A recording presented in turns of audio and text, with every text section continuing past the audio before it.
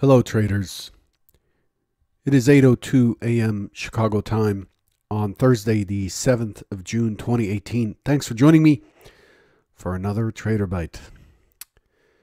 Derivatives trading involves substantial risk of loss and is not suitable for all investors. Past performance is not necessarily indicative of future results. This morning's market stance,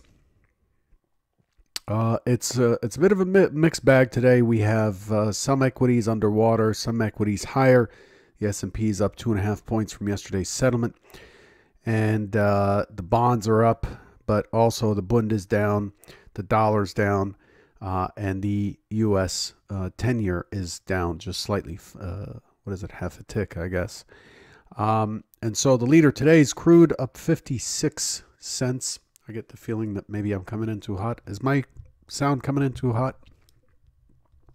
Back up a little bit.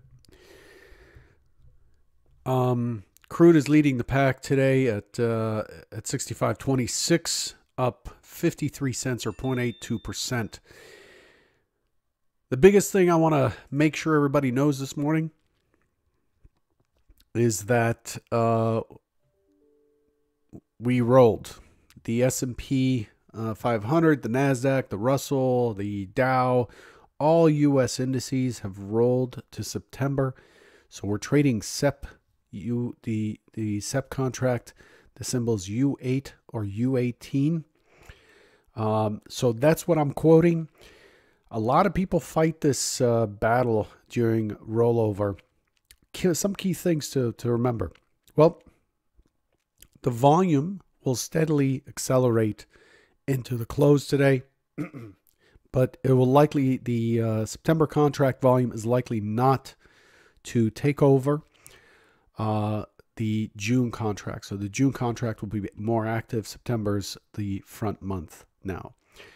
And what happens is Friday we come in and they're about equal, and generally by the end of Friday we have more on June than September. Otherwise it happens on Monday. It just depends on the pace of the roll.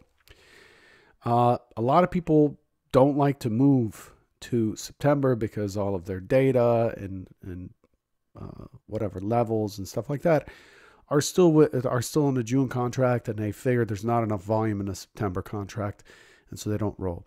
I roll with the exchange because my data rolls, my continuous data rolls, and it doesn't make a difference to me whether we are looking at June or September in terms of liquidity. It trades pretty much the same, but the catch is the delta is going to be way off because those with the intention of rolling their June contract, if you're long June, what you're going to do is put on a calendar spread that is going to hit or sell June and lift September, so you can now be long September. Opposite for shorts. Shorts have to lift June, so they have to add a delta per contract in June and subtract it from September to get short September. So your delta is going to be off from now until next Friday morning, the third Friday of the month. Once that's done, that contract expires, and now you still have a quirky kind of delta coming in because people might leg in, and you'll still have volume that's strictly rolling and putting on a position finally. But it starts to become better. So from today all the way to next Friday, the delta is going to be off, and the delta really feeds into my trading. The volume delta really feeds into my trading because it tells me the aggression at price versus just the volume at price. Okay, so the volume just is whatever traded, but the delta just tells me, okay, how did it trade? How did that volume come in at that price? So something to just remember. As far as what could disrupt our auction today, we really don't have much. Initial claims came in earlier. We've got consumer credit coming in at 3 p.m. Eastern, and the tweeter in chief is out there today tweeting about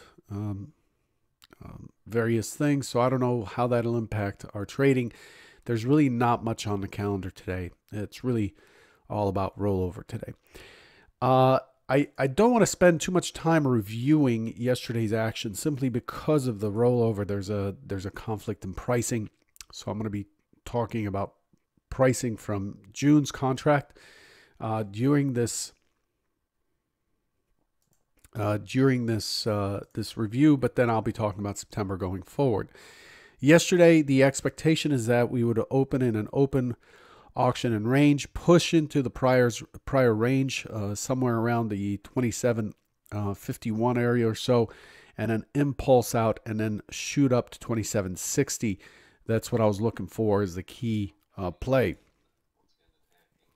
The secondary is a push higher early that brings us back again down to 27.51 to balance in the gap area back at the open. What we got yesterday is this plan, except the push went right to the point of control. And then the bounce consolidated at 27.60 for a while. Remember, this is a naked point of control from the 16th of March. And then it just continued higher. It went farther up than expected. Okay, now as we're reviewing this, we're reviewing it in September's prices. Okay, so these are September prices right now. So there it is. We open. We have an open swing, a clear open swing, an open auction, and then the market just starts to sell off. And mid test right there, pushes down to the point of control on the dot, basically. Pushes through by a tick, I guess. And then consolidates at the point of control. Very, very normal action. Let me just increase the scale here so you can see. This is so systematic. It's fantastic. It's almost a textbook description of how a point of control creates turbulence, because it's an acceptance area. So we drop, we pop, we have an opening swing. The opening swing high and low are marked right there. Okay, and then we break through the opening swing low and bounce just a tick through the prior day's high, pull back to the mid on the spot, and then continue into the prior day's range. Once we continue into the prior day's range, the point of control is going to be the main target. It pushes down into the point of control, pushes it by a tick, bounces back up to the mid, which is also the prior day's high. Just beautiful area here. Consolidates and then puts an extension in. We have a small range extension down through the IB low. And then the surprise is this move here. This move got a lot of large lot participants. Both large and small lot participants were involved in that move. It was a meaningful move, a big rotation, 13.25 points on a 9-tick zigzag. This is pretty meaningful. So what do we expect when that happens? Of course, what I did expect here is I expected us to battle this stock zone, which was lower, which was down here. Battle this push and then continue lower, and then if it wants to come out, then it comes out. But we had this strong 13.25 point rotation. We expect it to consolidate. So where do we consolidate? We consolidate on top of the naked point of control. This area here was acceptance on the 16th of March before we dropped, before we gapped down and ran lower.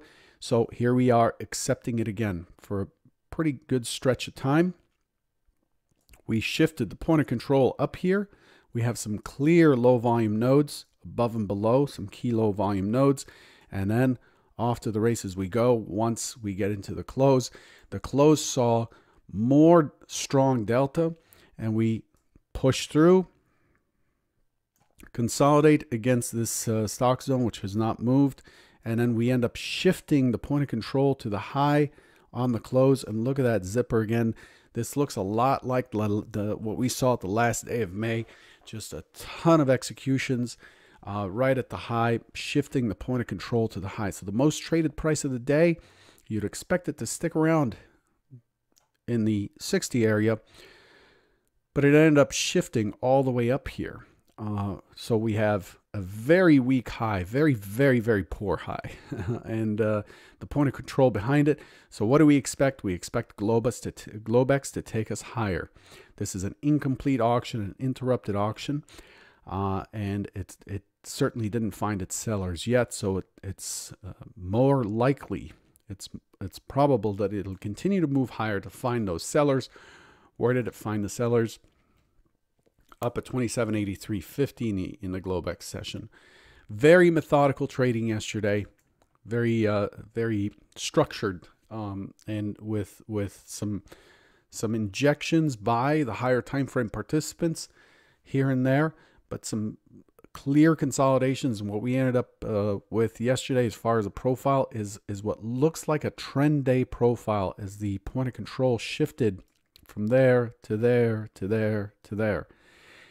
So as price moved up, so did acceptance, and we ended up not completing the auction and finding our sellers. Remember, prices move up to find sellers. They just don't move up because they feel like it. They move up for a purpose. And what we end up with is a profile that has multi-distributions. Those are the low volume nodes. You notice there's a stock zone at each one of those. And so what we have yesterday is a neutral extreme day that behaved like a trend day. So this sets us up to continue higher to 2790 something, is the big MCHVN up here. 2793.50. This sets us up for coming up here. All right, this is the next key acceptance area in this zone. So that's the review. So the reason I do these reviews and I spend a good amount of time on them, because it's really important to compare what we expect versus what we actually got, and what does it mean, because that's what the narrative is. The narrative is built on what previously happened, and so we do these reviews to make sure that we understand what the story is. The session, the overnight session. What's the story here?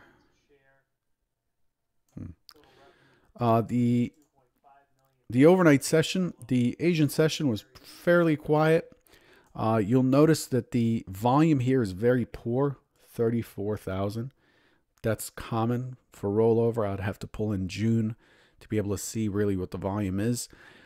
So there's not much information that I can feed off of here, except that it saw some swift rejection up at the high of 83.50, and it's holding steady.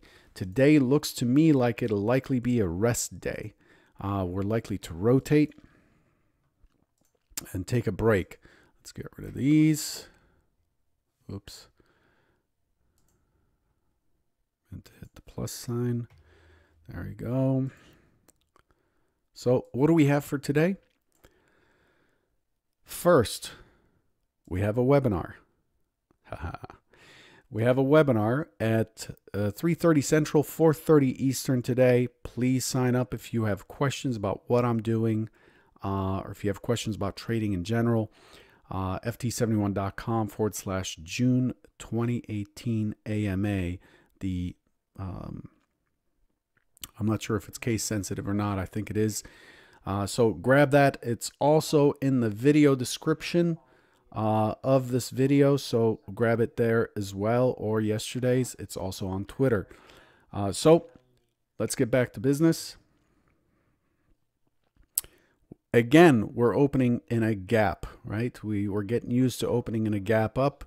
Yesterday's push is very, very likely to get us some OTF action. Moving averages will start crossing over and so on, because we've come a long way. If you look at what we've done over time since the drop in February, we're running. We are running, and this is changing. This is changing moving averages and all that good stuff. Nope, didn't want to circle.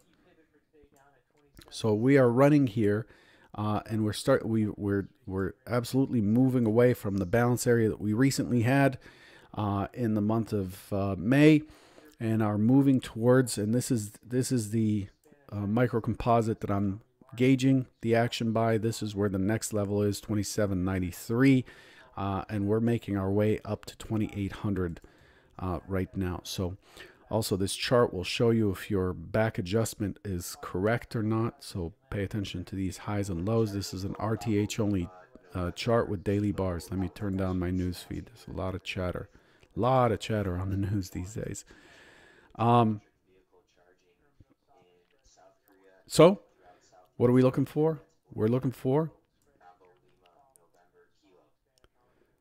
open auction, move towards that point of control, slip through. I'm looking for 2773, and then again the impulse is likely to be higher, push through, and I'm looking for 2790 today to be a cap on the trade.